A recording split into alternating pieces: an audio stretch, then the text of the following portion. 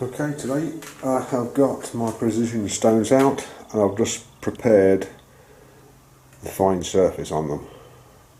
So every time I use them I rub B on A, C on A, and then A on B, C on B, and then A on C and B on C.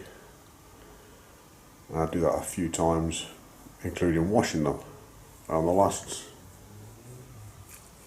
lap I've just done on them, I've used some WD-40. So in shot just about, you've got the Clarke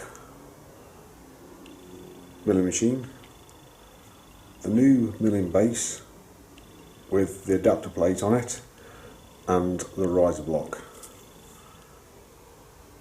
I have just dismantled all those pieces, shall I say, the riser block, the adapter plate and the new milling table. I've just dismantled them and I am going to run the stone over them.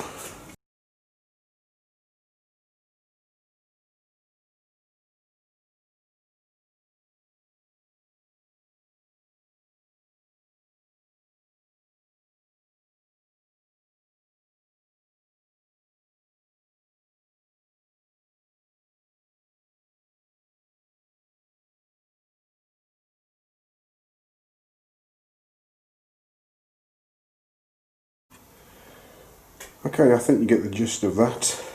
That's what I'm going to be doing for a while. This is stone C now. It is loaded up with the blackened surface and it is still cutting, and the reason it's still cutting is because there is milling marks in it. It will take all the milling marks out. So let me just show you all the milling marks.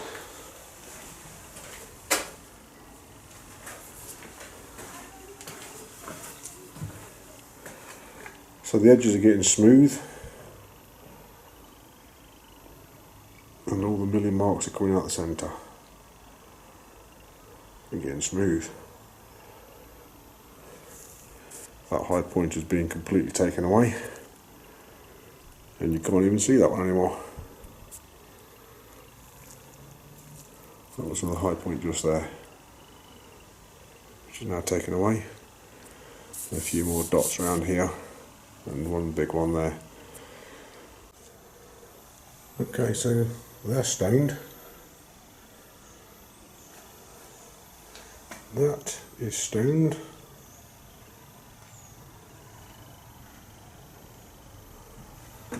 And that is stoned. Now, clearly it's dry, so I'm just going to put a spot of white oil on it, just a touch.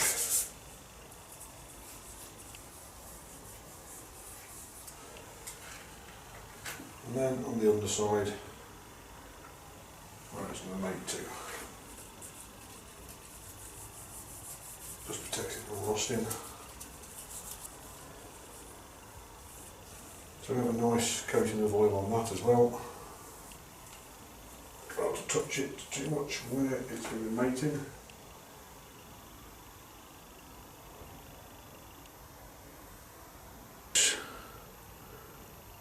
Grade 12.9 bolts, yeah? I've got 4 of them. So I've just been looking at the specs for M8 bolts. These are metric 8mm or 5/16 in American. And grade 8.8 bolts need to be torqued to 23 Nm. Where's my extension bar? Walk off. Forget where you put stuff. Grade 10.8 bolts are 33 Nm. And obviously grade 12.9 bolts are 43 Nm. Bring it up to the 43 Nm, which has got to be somewhere close there. Yeah, that felt like 43 Nm. Sorry for that.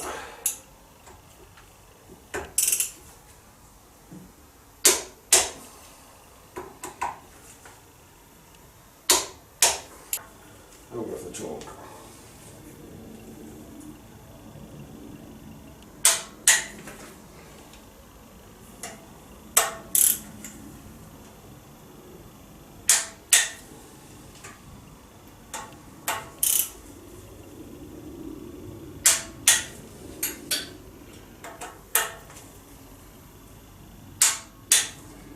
So the next plan of action is to get the column off and put it on it. So now I'm going to remove the column from here and transfer it onto here.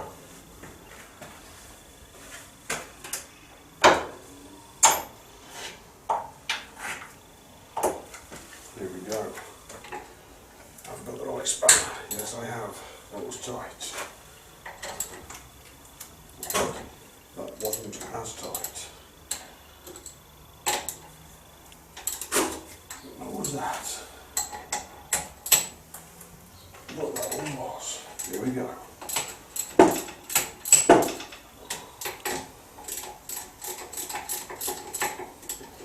This is going to be heavy, awkward, and who knows what's going to happen. No bolt in there now. There she comes. She's going to be heavy. Yeah, beautiful. She's heavy.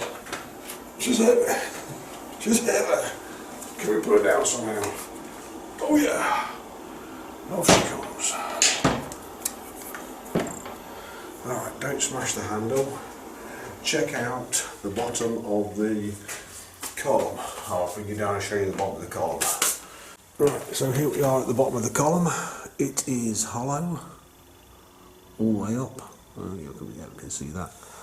And we have mating faces, bigger this side, small that side, no relief in the centre at all, and pretty flat. Now you've seen me stoning stuff. I'm just going to give this a stone off.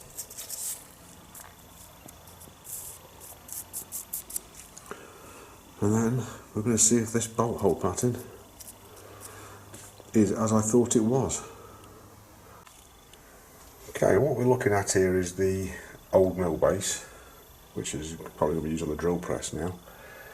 And you can see the brass shim that I had to make.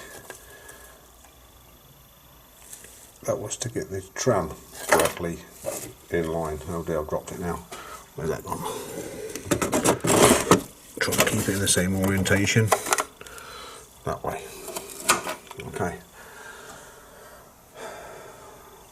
And there's no relief on these surfaces. They are just full bearing surfaces, as you can see there. No relief.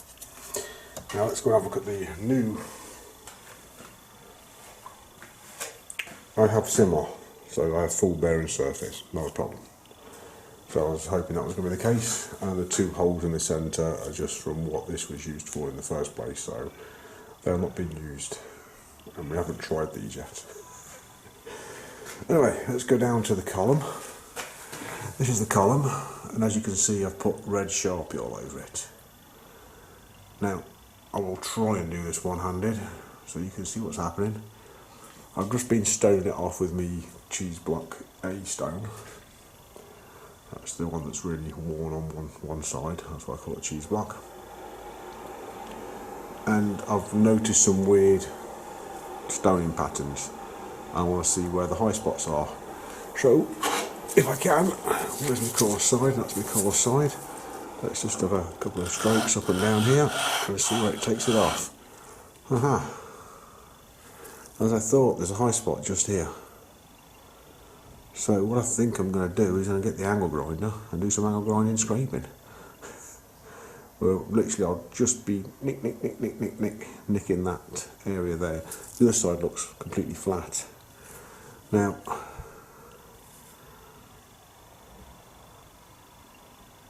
I just want full bearing surface all the way across. This side looks pretty good, and if I keep on stoning with that high, then that's going to make this cock skewy. So this is a really high spot. Just here's a really high spot. I'll stop saying so and get on with it. I will get the angle grinder out and I will just touch in this semicircular area here. I measured it. I can see light coming through it, but I can't get a 0.38mm 1.5 thou feeler gauge through it. So I'm going to do it with a diamond hone. I'm going to get the coarse diamond hone out and just hone that away. Alright, I spent some time with the diamond file and well, it's going to take a long time. So in the background you can see the angle grinder is out. It's got a dull 60 grit on it and I'm going to do some angle grind scraping. Okay, that's it, it is plugged in. The thing is plugged in. So there we go. Try not to break the handle at the end there. Get it somewhere where I can control it. And we're going for this bottom surface here. Hold the door all the way open so I get the daylight on me. There we go, I should be able to see a little bit better now if I can. Get into a position where I can see what I'm doing, which is crouching down here. And we'll try it.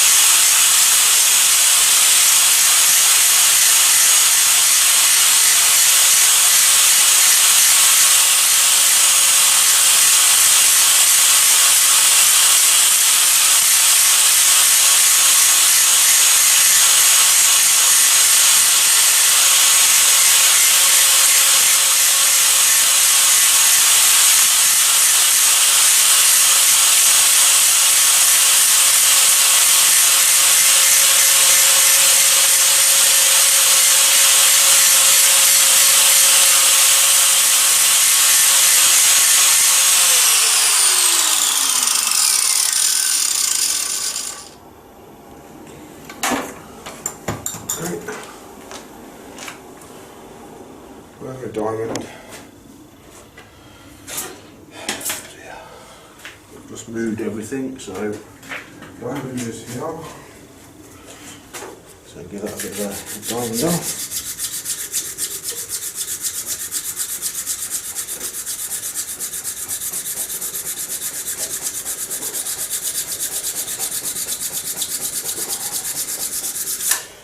See what she's looking like. Could definitely take some more off because I can still see where the paint is. I ain't taking the paint off, so I'm just taking more off.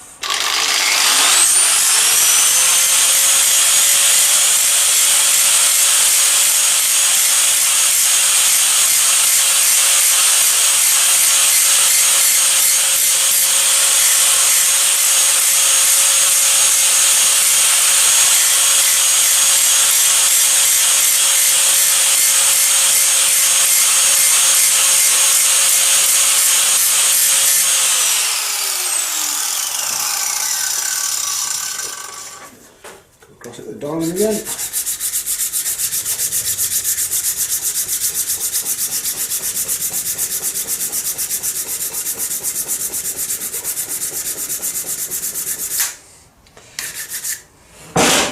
Whoa.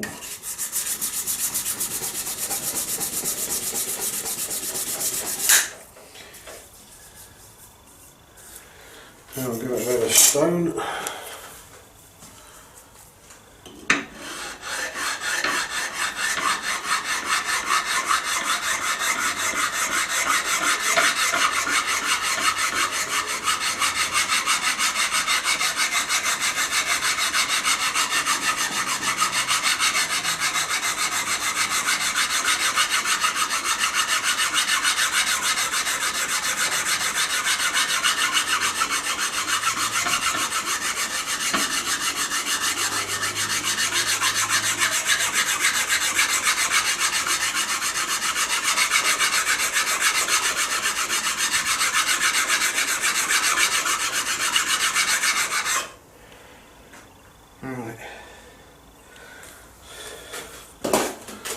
Contact area is bigger.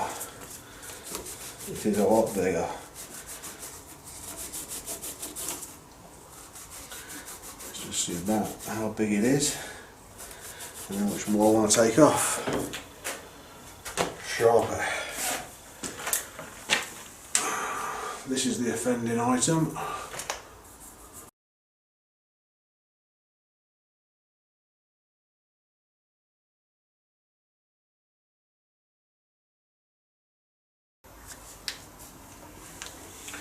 Not worried about the other side at present. Just worried about this side, which has got the error in it. Make sure that sharp is dry.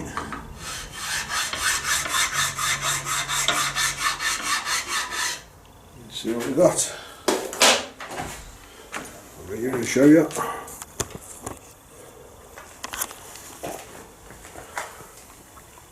And now we've got that. Yeah, you can see it quite good. So it's near enough full coverage now, isn't it? Yeah. We've just got a little bit up here where it's not touching, and there's a few stripes down here, but that is more or less touching all the way now. So I think I can go back to stoning now. I might just, the really shiny bits which are right in the centre here and then right at the top here, and there's just a little fraction just down here. I might just go around that with the angle grinder one more time.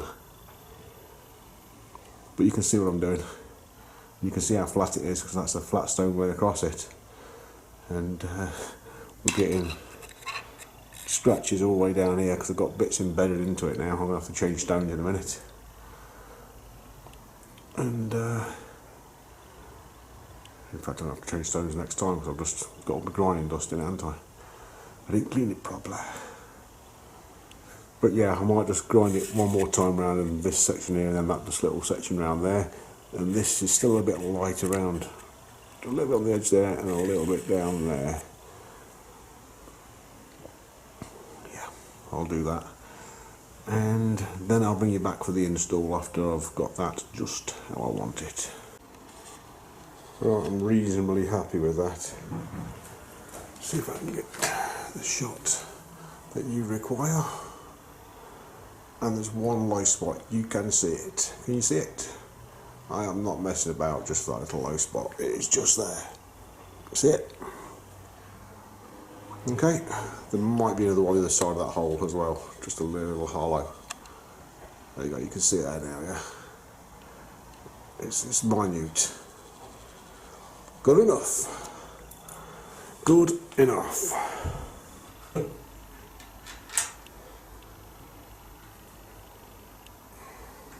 Not in. Yeah, wait, not in. Didn't think it was in. Now it's in.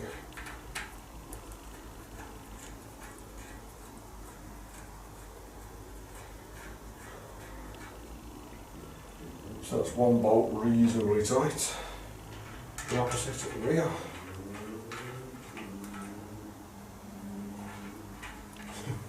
I don't think it's going to fit. I don't think it's going to fit, my lord. I don't know how far out it is, but I believe it's out.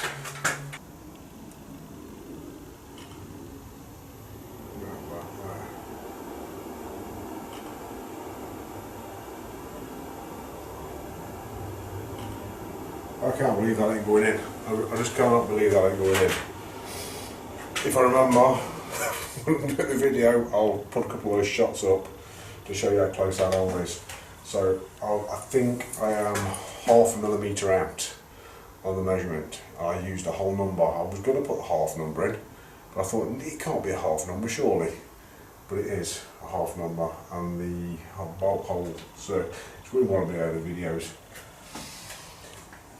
So these are 8.25, 8.3 millimetres. If I take these out at 8.5,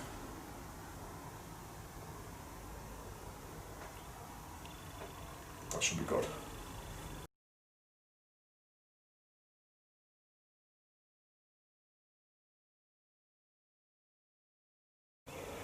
Alright, I drilled the holes out to 9mm in steps, 0.2 at a time. And now I have this bolt in, that bolt in, that bolt in, that bolt in, but as you can see they're all loose. I'm using the 14mm head bolts and they're in grade 8.8. So I've got to reset the torque wrench. and they should be 23 Newton meters. That's 24. A grade 10.8 should be 33 Newton meters. So I am going to go in between those two because I want more torque on it. So that's 23, 24, 25, 26, 27, 28. 28 Newton meters.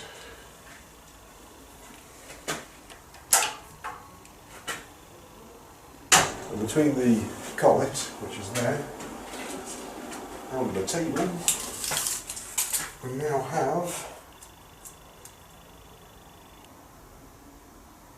420 mil. Well, actually, to the spindle, 428 mil to the actual spindle nose. Right, let's bring it all the way down. See what we've got.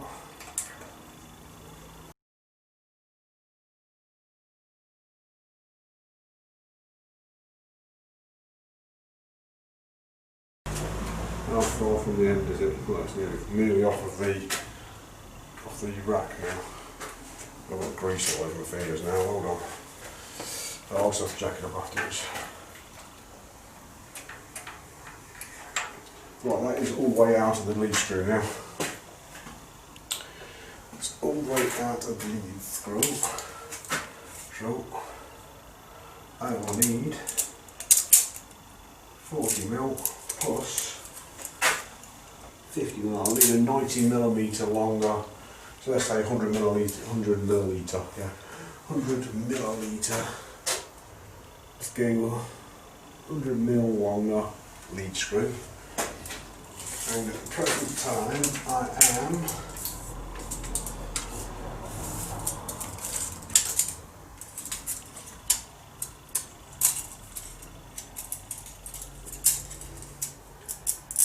£160 mil, 165 mil off the table. So if I bring it down another 5 millimeters here on the dovetail, that will be 100 millimeters off the table. So that means you can have a 100 mil part and have a 0 length cutter and be touching it. So you can have like an 80 mil part and most end mills will be touching it. And an 80 mil part would be there. Which obviously, if you're working from a vice, I'll put a vice table on, and the vice table's there. As you can see, you're a lot closer now. Tape measure. And you are 8 centimetres, or 80 mil from the top of the thing, so there will be 3 centimetres above a normal size vice. Not bad. And rigidity, well, we'll find out that when I start cutting on it. This can go out to about there is the maximum you want to be going to. And you don't really want to be going that far, do you? So yeah, this stays within the table's width quite easily.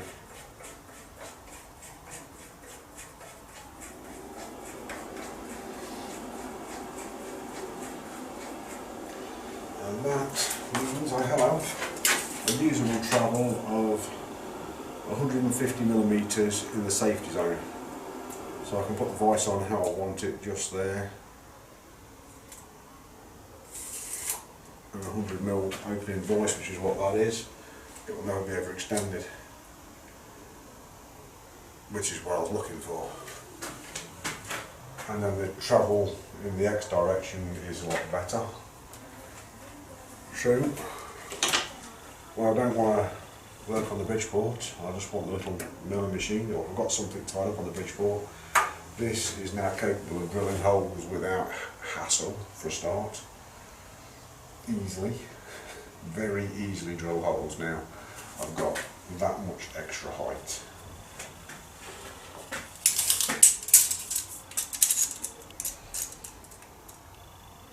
170 millimetres. So yeah, I can fit the longest of drills in there now. Fit big reamers in there now. I got this base from Arcuro Trade in Leicester. It was £266.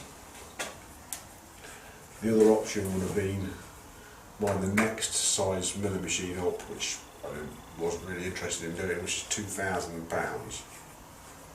So for 10% of the price and a little bit of work, I've got a machine which is nearly as capable in the X direction, nearly as capable in the Y direction, and it's only really cost me, would only really cost you around about £300 extra.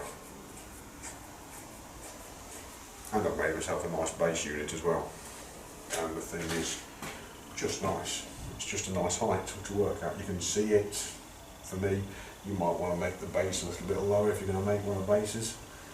But that is about the same size, the same height as the bench. And now it's portable. So if I unlock the casters, should be able to move it. Easy. So now I can have things up here and what have you in the box around here, and put the VFD unit on a different position and not have that weird looking wiring system here. Okay, it also gets the VFD off of the vibrations. Although I think the vibrations will probably be less now, since we have a little bit more mass about it. We'll soon find out. See how much deflection I get now. I'll find out. I think it was just as solid as it was before. Shall we hang on it? Let's see if it breaks. Yeah, it's not breaking. I'll put most of my weight in. I don't want to climb on it and break it. But there we go. Now, the further modification could be to extend the dovetails down here with a steel dovetail attachment down here, so you can get an even longer lead screw on. I've got it all stripped down, just left the nuts in place. I got most of the transport protection stuff off. It's very difficult stuff to get off, this stuff is. And then I've built it up. The first section I'll just put the saddle on. Or should I say, the gibs were useless. Absolutely useless. Really bad. As you can see, they've been together. When I put the gib on here and did that, it was like watching a banana flip up, ding ding ding ding ding, and I've flattened it out now to the point where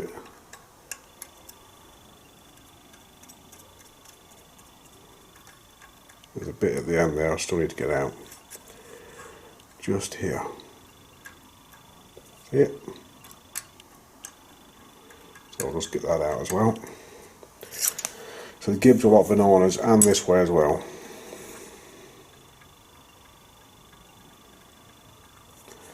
A little bit of a rock that way, and a little bit of a rock that way. So this one isn't milled straight neither, or ground straight. This one was better, but it is shorter.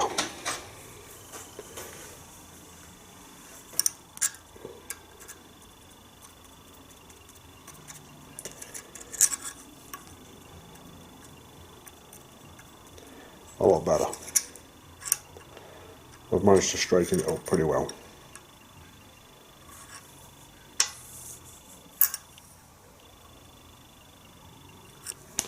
So I'm going to do some more work on that gib, and then I will put it back together. Now, they look like trapezoidal screws. The screw at the back, I don't know where is my thread gauge. There's my thread gauge. There's a standard 60 degree, metric 60 degree thread gauge, 1.5. Let's have a look around the back here. I don't see as that's trapezoidal. I don't. Let's show you. Zoom in. There. They are 60 degree threads. Perfect. So I just ordered some 60 degree threads for that. I thought they were trapezoidal, but they don't look it to me.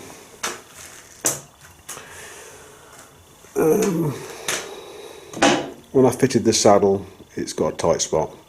I am not worried about it right now. I'm just going to build it up. So I want to re-clean the bottom of that saddle up. Might stone it, but I want to clean it back up again. See if there's any high spots on it. And I'm going to build the machine up, and we're going to look at tramming it. So here we are at the moment of truth. Because I haven't got enough travel, I've got the Indico reader dangling precariously very low, and I need a gauge block. So I have got a 800 gauge block, and there I am reading 3.5 thousandths. 3 thousandths. 3.5 thousandths. Right. I'll bring it around the other side.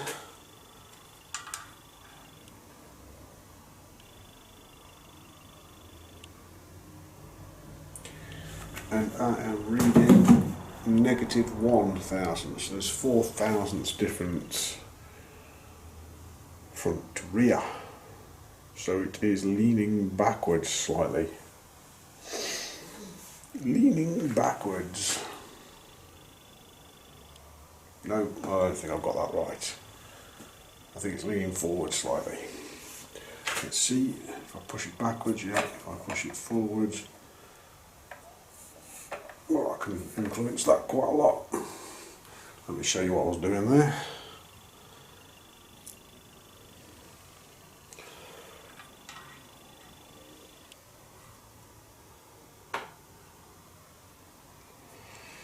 So you can see we've got a 6 thou there.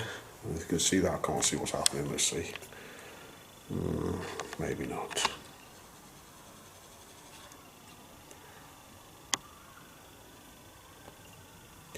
Maybe you can, maybe you can't, maybe, I don't know. I don't know. There you go, I can definitely see it now. So what I'm doing now is I'm pulling down on the head. Quite a lot there, putting all the weight on it, and I can get 5 thou, but just light pressure and lifting up.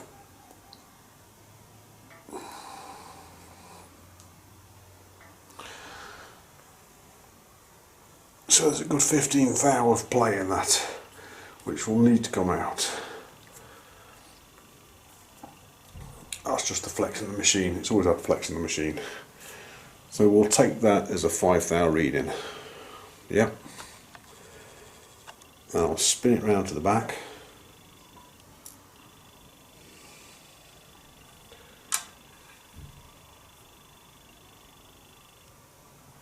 And that's 0. And we'll do the same pushy and pulley.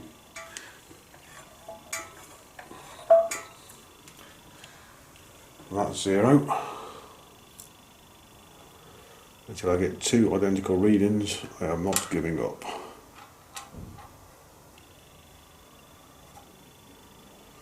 Huh, 4.5 thou. Yeah, so we're looking like 4 thou. Front to rear. Now I'm going to do side to side. So, yeah, the head is tilting back a little bit. Now, I need to think about this a little bit, because I could rectify this with some simple jacking screws. So I'm just going to look into that in a second. take that off of there and we'll put it sideways there. So over the centre of that, and that is 0. Over the centre of that,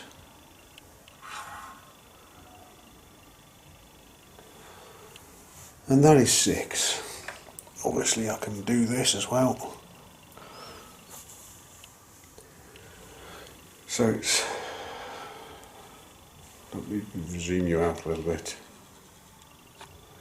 So the column is leaning that way.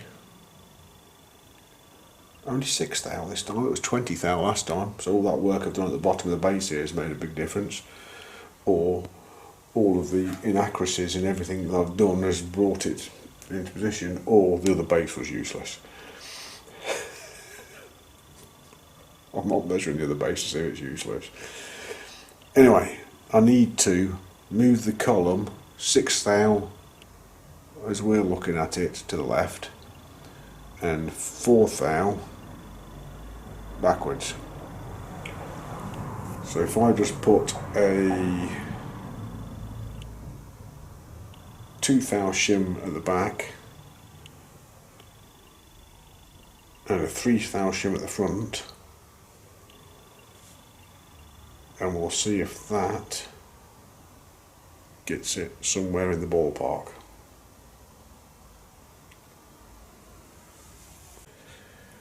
Right, I have decided to angle grind scrape those shims. Okay, I've just done it again to show you what I've got is handheld. So you've got 3/1000 there. And we'll bring it round to the front.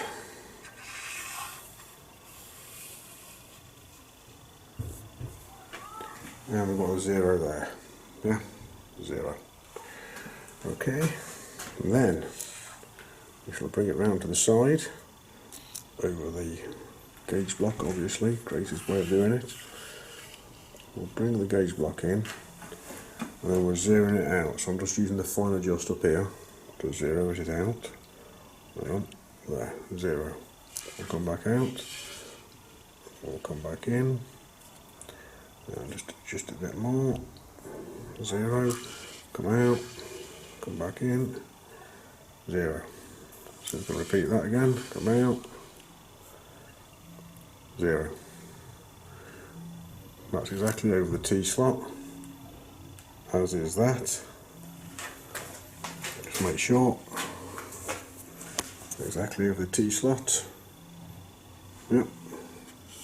Put the gauge block across, and we're down to 1/2 thou now. Alright, the noise you hear in the background, the fan, is the heater.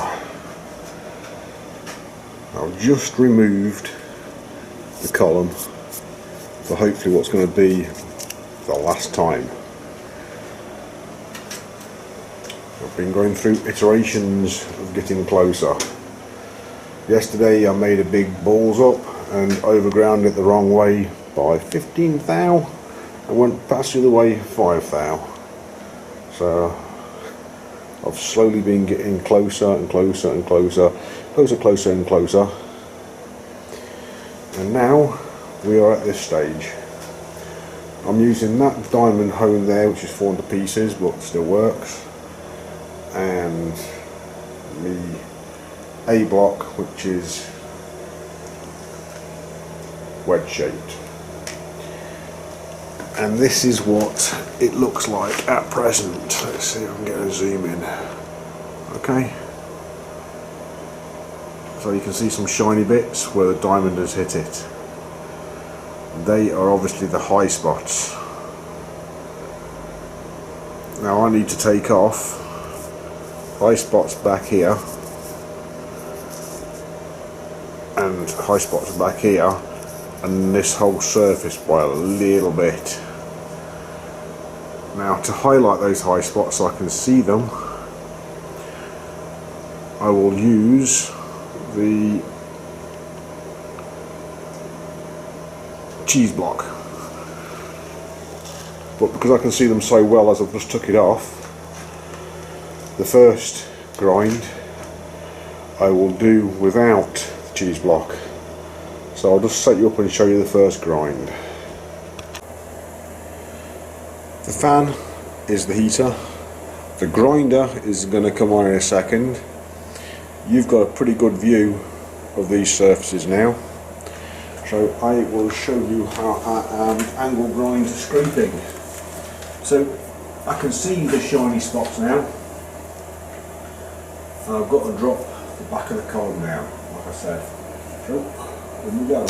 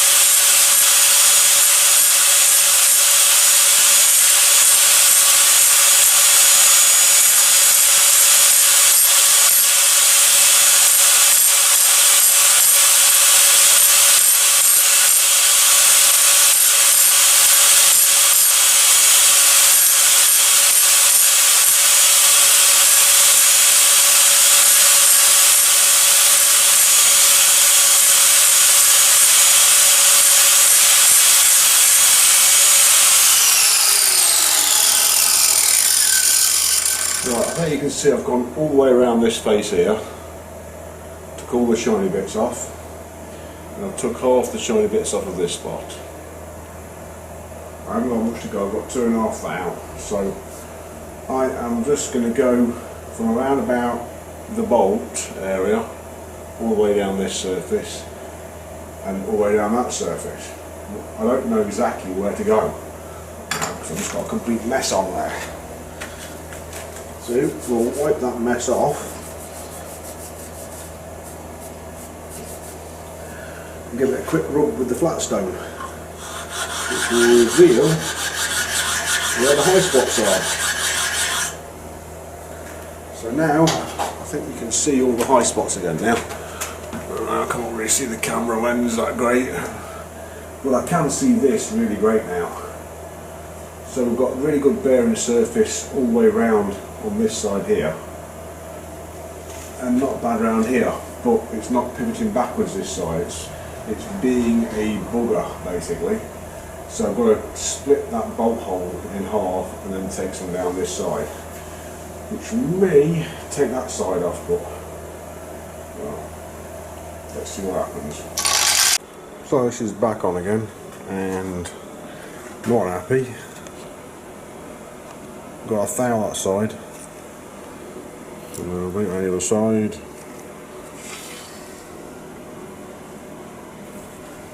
That should be 0. There we go, that is 0. A bit around this side here. I'll have to put it in like this here.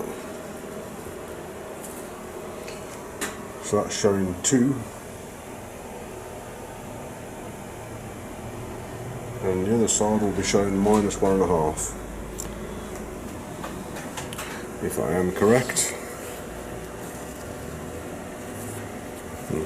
Not quite. A bit straight and square. Alright, not quite minus nearly 2. So I've got a reading, I've made it worse slightly with that last grind. I've got a thou extra, don't know how. This is what happens as you take material off, it settles in a different position, so got to do a few more iterations and hopefully I don't make any balls up. This is about where I was yesterday, on the bit when I said, oh, it's done, I'll bring you back when it's done. I've had to do that many more grinds because I made a mistake, not to worry. But that is it. So clearly, if I wanted to now, I could go ahead and make that better. I don't particularly want to.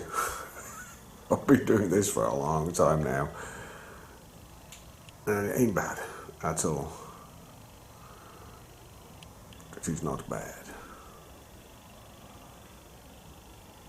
I will see if it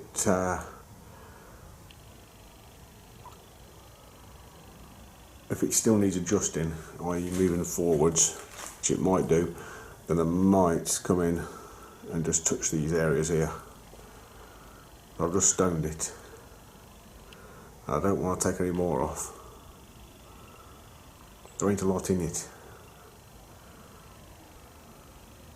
Alright, I wasn't quite happy with that, so I've just stoned the top of this off.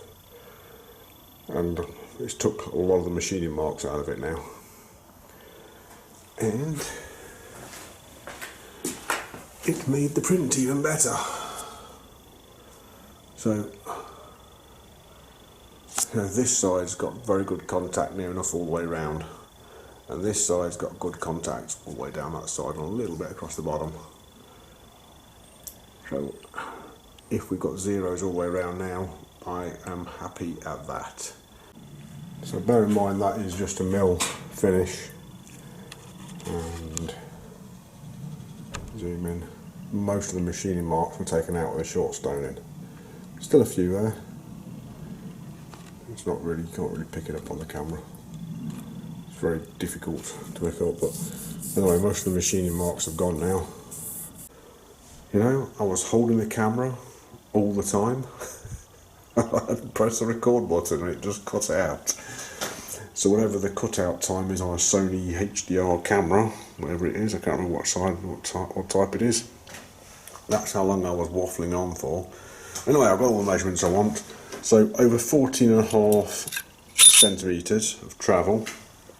That's what the swing is. We have about 2/10 there. Alright. And then around there, yeah, we haven't got it fully on the gauge there. We haven't got it fully on the gauge.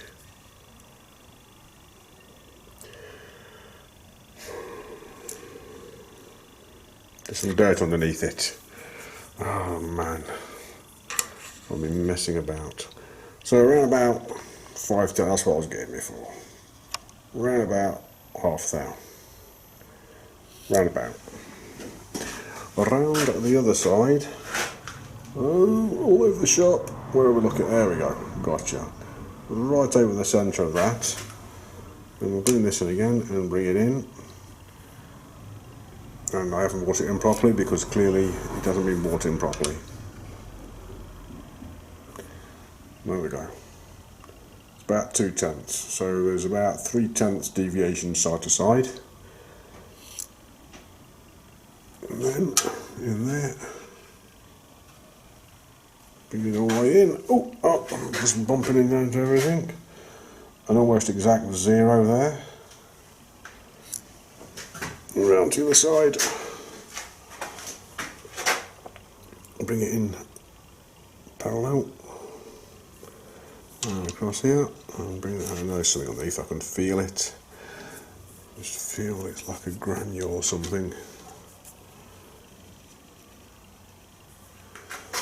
And a couple of tenths above.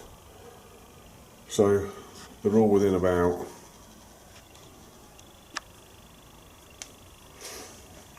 4 or 5 tenths.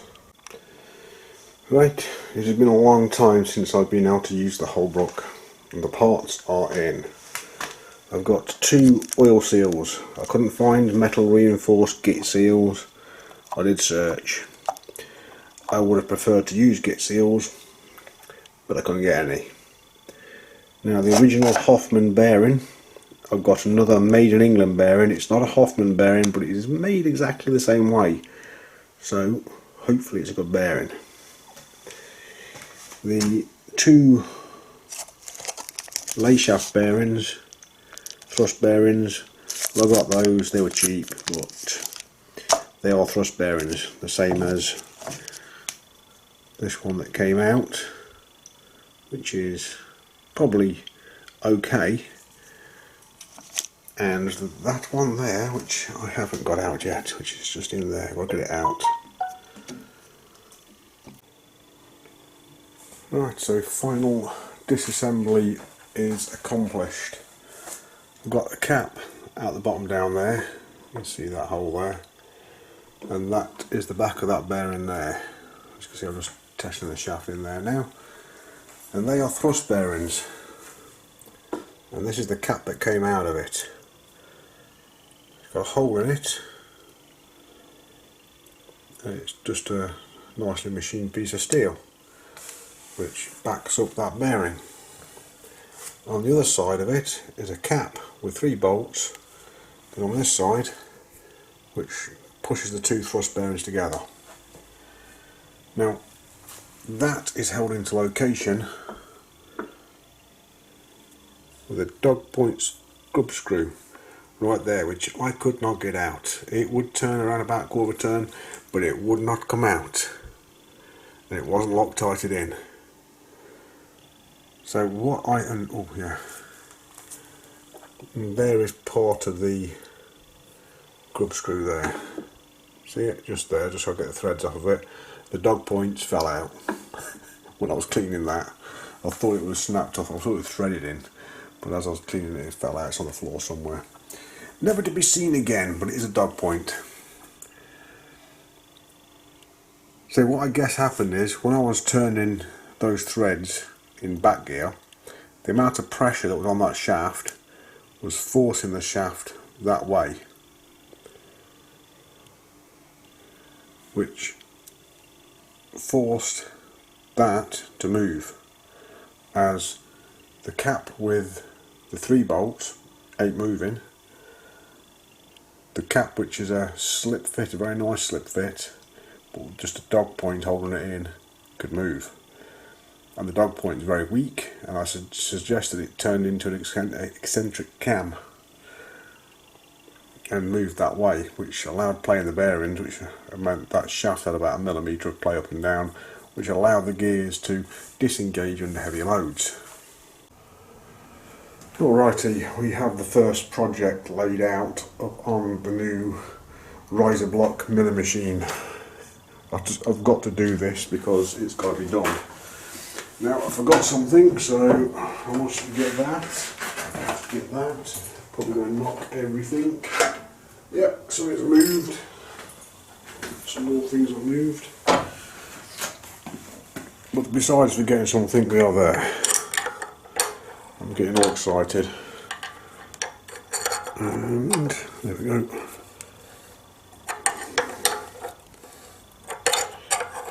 Definitely need, oh you beauty, definitely need this to be tight, because I'm going to be doing some cutting.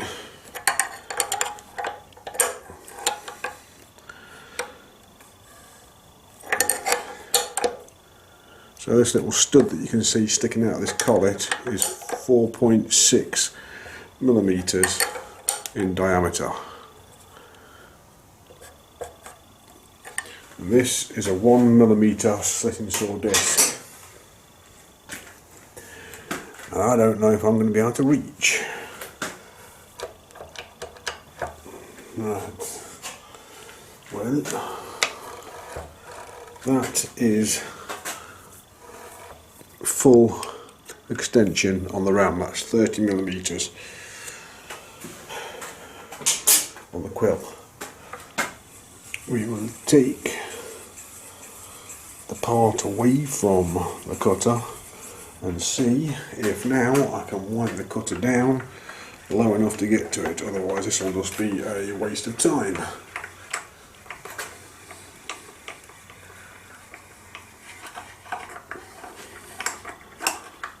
Just wasted my time.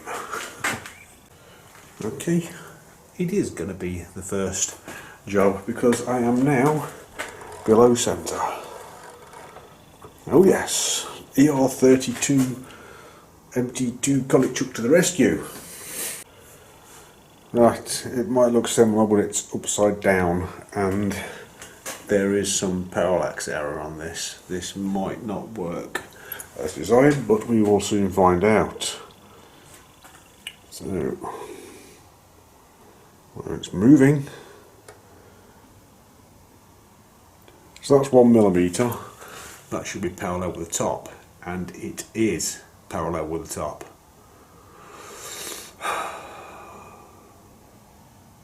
But I've gone half a mil too far. What I should have done is gone down half. So half 4.6 is 2.3 minus half a mil is 1.8. So let's go down another 1.8, bring that to 2.8, and that should be exactly in the centre.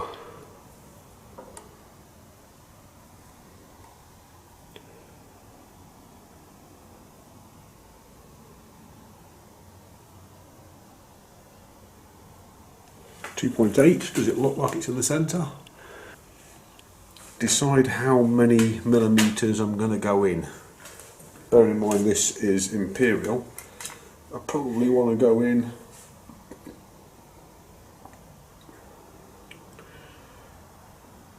40 thou, so that's a millimetre, that'd be square.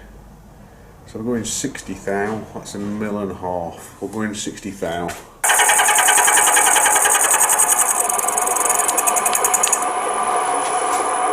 And to be fair, that looks good. I'm liking that look entirely. I'm going to leave it at that. That's 2mm deep. So that was a bit of fun. First cuts carried out right. I went another 0.5mm, 2.5mm, because I think it's a little bit too long. To get that down that high, that far enough, I had to drop it completely out of the lead screw, and I had to hit here with a hammer just to tap it down a little bit, another 5mm. And that gave me just enough. You know, the second option would have been to put the drill chuck in and hold the slitting saw arbor in the drill chuck, but I didn't need to. Okay, let's have a look at this part. Probably going to ping it out, and that's why. I have to pay way too much more attention than what I do pay. It's a little bit off of centre, but not to worry. I'm sure it will work. I think I've got to shorten it anyway, so I'm probably going to have to stand the collet chuck it up. Let's just get it out of the way. I'm probably going to have to come back in here and stand this up on end and then face it off, or stick it in a lathe and do an interrupted cut. But I will try and fit that right now. Well, it has done its job. There she be, right in there. And that holds that cap in. So I will do a trial fit now, which will involve me putting this bearing back in. Oh, help. Let's get that out of the way. So that will involve me putting this shaft back in with these two thrust bearings. I'll just make sure it's got some tension on the thrust bearings now. If so, that cap will get siliconed in with some non-setting red Armor Hylotite. There we go.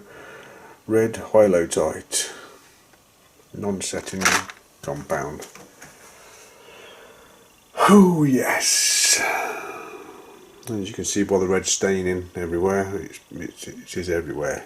It does eventually go crusty and dry.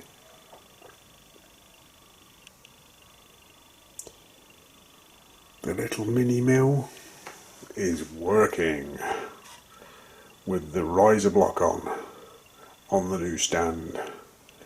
Very, very happy.